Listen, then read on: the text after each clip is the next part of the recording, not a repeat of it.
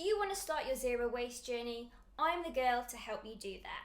Maybe this is your fourth, your fifth, or even your sixth video that you've watched about beginner's tips and the ultimate advice to start your zero waste journey. But I assure you that by the end of this video, you'll be so confident to start your zero waste journey today and to continue reducing the amount of waste that you send to landfill.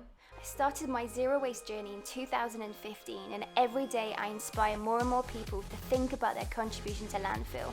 I'm a normal person and I make mistakes, and I want you to know that you can start your journey today because the earth deserves it. Hey, I'm Dani De Silves, the founder of Leafeco.co.uk, the place where zero waste beginners find what works for them to help them reduce their household waste. So before we get started, this video is going to be cram-packed full of value. I want you to press pause on this video right now, bookmark this video and subscribe to this channel. I'll wait for you. Have you done that? Awesome. The first tip that I want to give you is recording what you're actually sending to landfill. So if you can get hold of a notebook or open up a Google document, I want you to write down every time you send something to landfill. But I'll let you into a little secret. I've made this process 100 times easier for you. So I've actually made you a zero waste diary. So if you're watching on YouTube right now, there's a little I button along the screen somewhere. So I want you to click it, and then you'll find the option to download your zero waste diary. Tip number 2, I want you to take this journey as slow as you can. So I've been in your shoes, I know how overwhelming the journey is, and I also know how exciting it is and how I just want to buy as many zero waste items as possible and walk around and feel like a zero waste hero. But this is the thing, it doesn't happen as easy as what you think it will. This is probably the biggest question that I get sent to my inbox every single day, and that is, Dani, I don't have the money to start my zero waste journey. Now let me tell you this, it doesn't matter your financial wage, it doesn't matter how much pocket money you get, it really doesn't matter. You can make zero waste work for you. So I don't want you to go out and spend thousands of dollars or thousands of pounds on fancy equipment and fancy branded items, because let's face it, you don't really need those items. If you don't use straws, don't buy them. If you already have plastic lunch boxes sitting in your kitchen cupboards, don't buy any stainless steel ones. Okay, so I know what you're thinking, but I want to be really excited about my zero waste journey. I know how that feels, I really do. So this next tip is something that I know you're gonna love. Now we want to be prepared when we're outside the home when we start a zero waste journey, but as soon as we leave our homes, it gets a little bit more tricky because we can't control every situation. But what you can do is be prepared for the worst.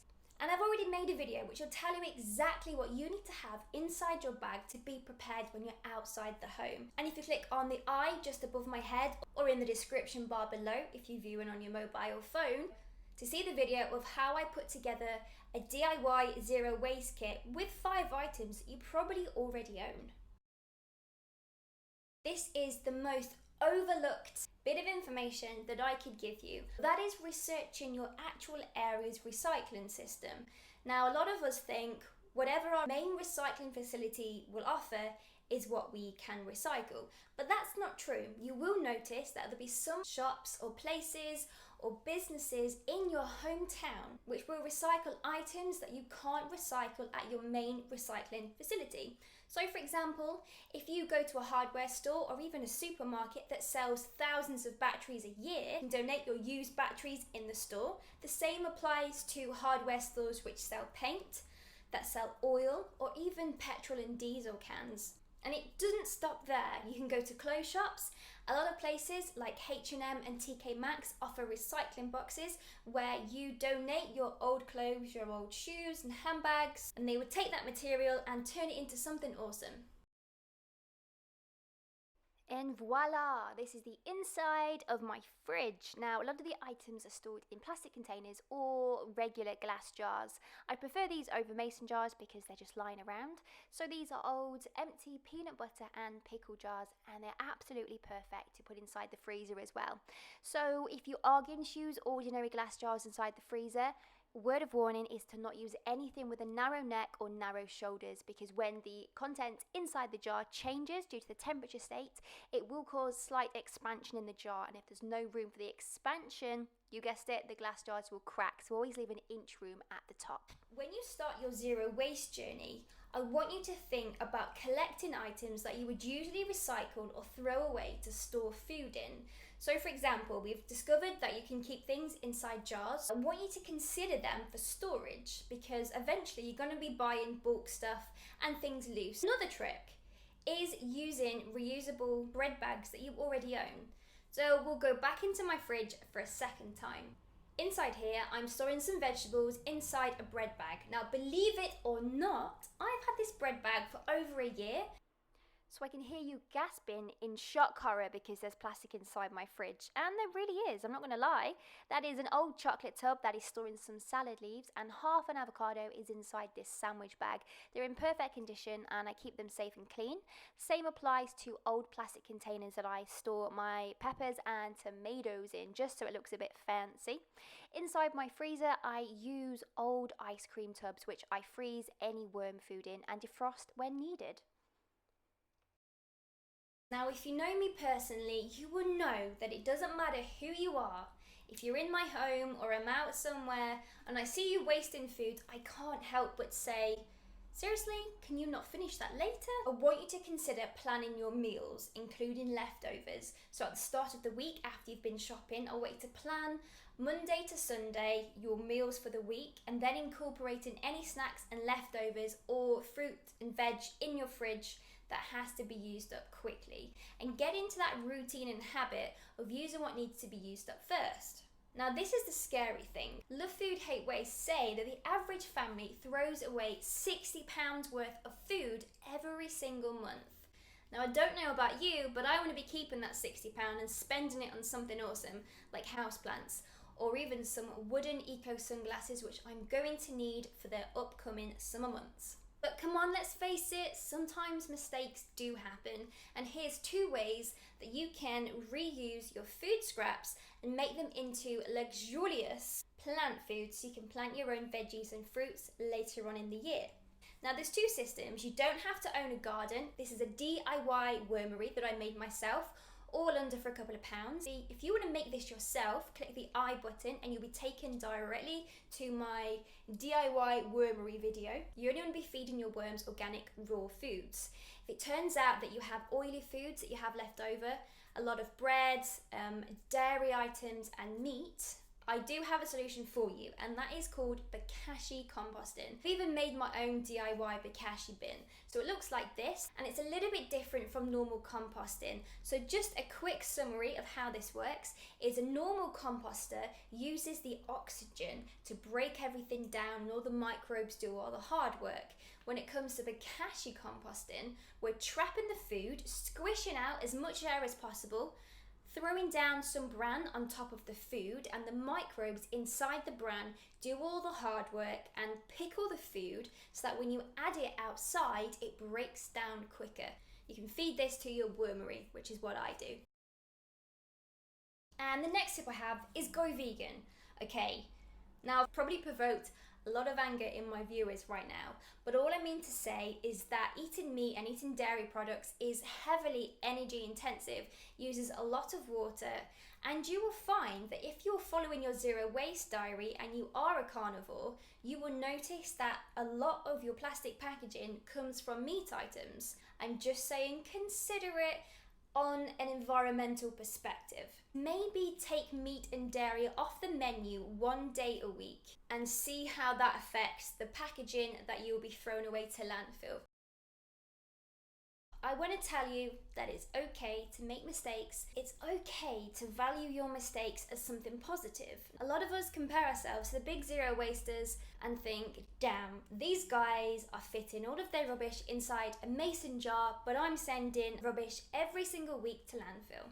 And that can make you feel down and make you feel that you aren't doing a good enough job. But this is the thing, the more mistakes you have, the more you're going to learn about what you can do the next time without generating so much waste. So every time something goes wrong along your journey, I want you to think, okay, this is good, this is a character building session in my zero waste journey.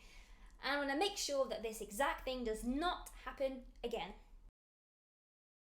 The story about the hare and the tortoise. You know from this well-known story that slow and steady wins the race, but not in the case of zero wasting. So what do I mean?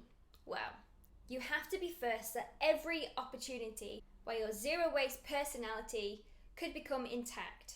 Now, some tricks for this are, whenever you go into a restaurant, into a bar, anywhere that serves a food or drink, I want you to get in there first and say, just so you know, I don't need a straw and I don't need a napkin because I already have them with me. And then you advance the conversation and say, so just to clarify, I don't need those things because I'm trying to avoid single-use items. And if you have them items with you, which you should do if you have your zero waste bag ready, the person serving you will remember to not give you any straws or any paper napkins, etc., etc.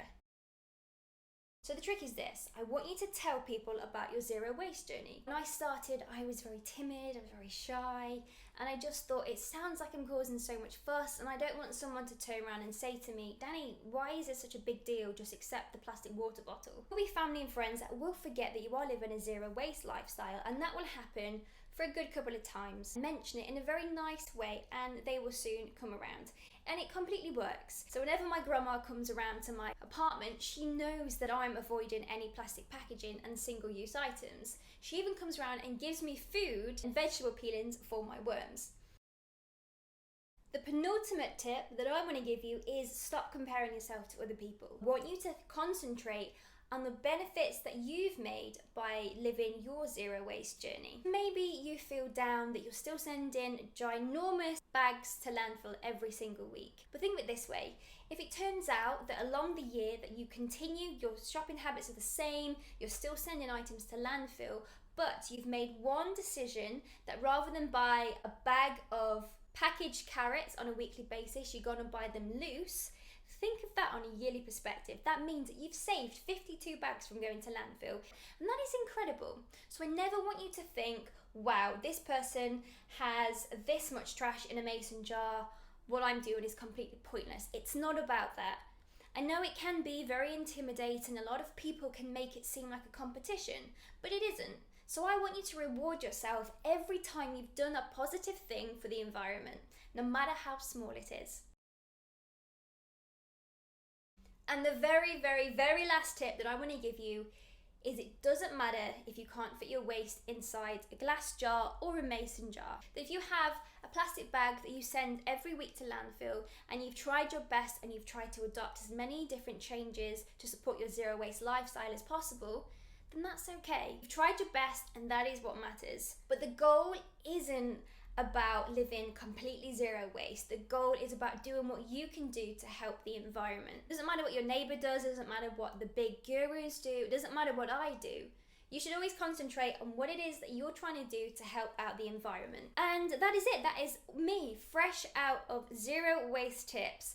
And there'll be plenty more that I want to share with you along your journey. And to do that, if you go to the description bar below this video, there is the option to join my mailing list. And if you sign up, you get access to tips and tricks and exclusive emails.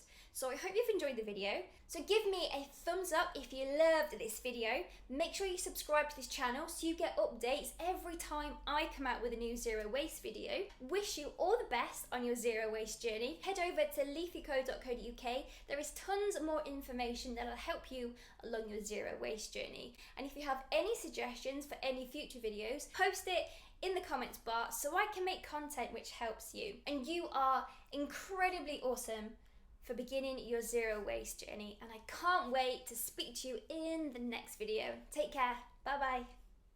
What's it saying? Blah, blah, blah, jars are becoming perfect. That train of thought has just left my head completely.